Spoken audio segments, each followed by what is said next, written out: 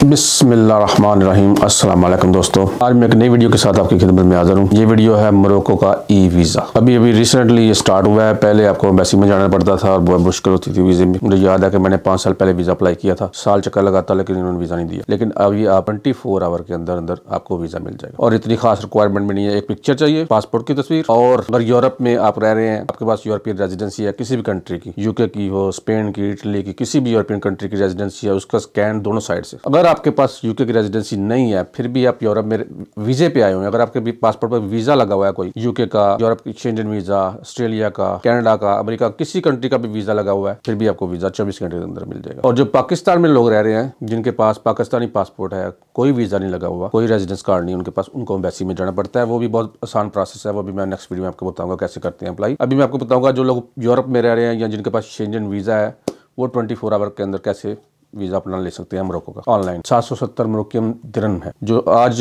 बनते हैं 74 यूरो। ये वक्त के साथ साथ चेंज होते रहते हैं। फीस इसकी 770 है, जो नॉर्मल 3 डे के 72 आवर के अंदर भी आ जाता है वीज़ा। और जो एक्सप्रेस है 24 आवर वाला, उसकी 1100 फीस है। लेकिन मैंने वीज़ा अप्लाई किया था 72 आवर वाला 770 के साथ, लेकिन वो आ गया तकरीबन 14 घंटे के अंदर मेरी मेल में आ गया था। 24 घंटे में नहीं, 14 घंटे के अंदर अंदर मेरी मेल में आ गया। तो दोस्तों, तरीका बहुत आसान है, सिर्फ 5 मिनट का काम है। एप्लीकेशन स्टार्ट करने से पहले अपनी एक पिक्चर व्हाइट बैकग्राउंड के साथ वो कंप्यूटर में सेव कर लें, अपने पासपोर्ट इन्फॉर्मेशन वाला पेज स्कैन कर लें, अगर कोई वीजा लगा हुआ है तो वो स्कैन कर लें यूरोपियन, अगर रेजिडेंसी है तो उसकी दोनों साइडें स्कैन कर लें। ये 3 चीजें बस चाहिए और कुछ नहीं चाहिए। तो दोस्तों, लिंक मैं डिस्क्रिप्शन में लिख दूंगा, आपने उसको क्लिक करना है और ये वाली एप्लीकेशन आप खोल जाएगी वेबसाइट। ये मोरक्को की ऑफिशियल वेबसाइट है। Do I need a visa to enter Morocco, यहाँ पे आप लिख लें या डायरेक्टली अप्लाई कर लें ई वीजा। यहाँ पे आप लिख लें मैं पाकिस्तानी हूँ या इंडियन हूँ, जो भी कंट्री का हूँ, वहाँ पे अपना क्लिक कर लें। ये आपको बता देगा कि आपको ई वीजा चाहिए या दूसरा वीजा चाहिए। कंट्री ऑफ रेजिडेंस, ठीक है, मैं स्पेन में रहता हूँ, अपनी डेट ऑफ बर्थ डालेंगे यहाँ पे।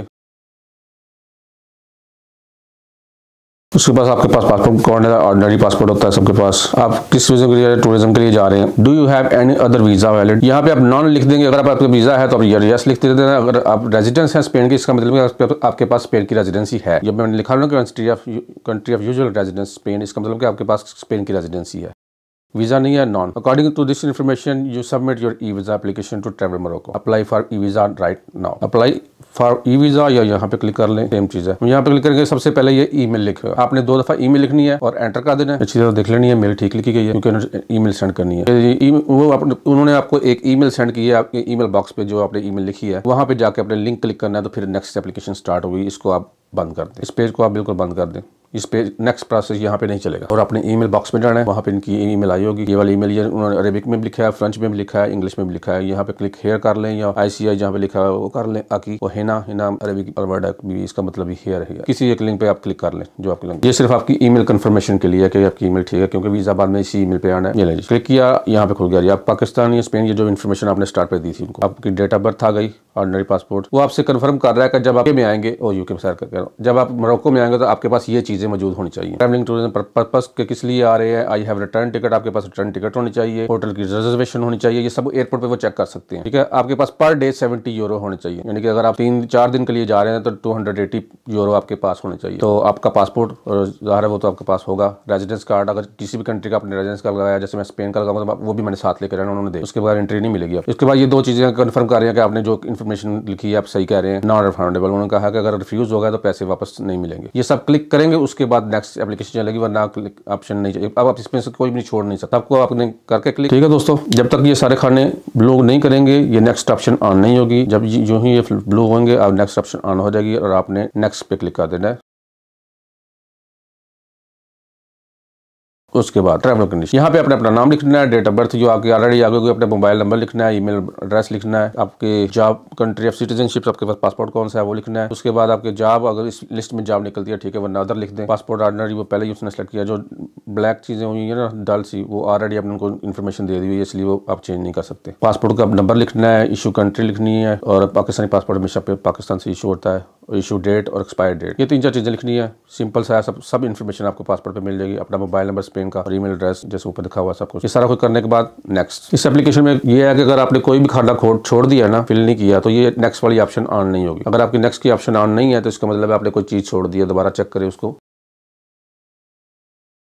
उसके बाद personal information, country of residence Spain permit, residence Spain permit, उसका नंबर लिखना है आपने। यहाँ पे आपके पास जो स्पेन की रेजिडेंस उसका नंबर होता है NI या किसी भी कंट्री की आपको पता होगा कौन सा नंबर है वो आपने लिखना है यहाँ पे, उसकी रेजिडेंस की एक्सपायर डेट लिखनी है उसकी, ये सब इन्फॉर्मेशन ठीक लिखनी है, ये वीज़े के ऊपर लिखी आएगी। और जब वो एयरपोर्ट पे जाएंगे तो वो चेक करेंगे इसको सबको, आप कब मोरक्को जा रहे हैं और कब मोरक्को से निकलेंगे, अराइवल डेट और डिपार्चर डेट आपने दोनों लिख देनी है वहाँ पे।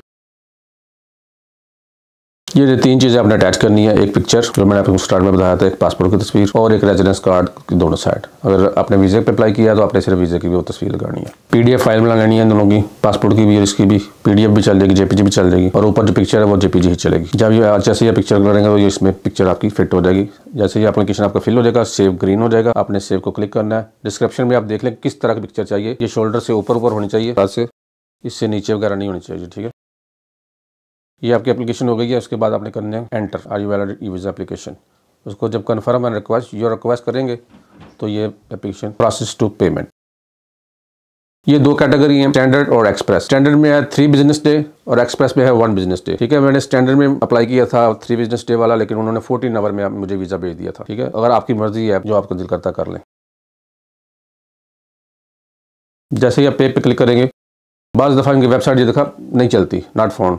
यहाँ से आप पीछे भी जाएंगे नहीं चलेगी, कुछ भी नहीं होगा यहाँ पे। लेकिन आपने परेशान बिल्कुल नहीं होना, आपकी वही दोबारा ईमेल खोलनी है जो पहले खोली थी, उसको दोबारा जाके क्लिक करना है, क्लिक हेयर।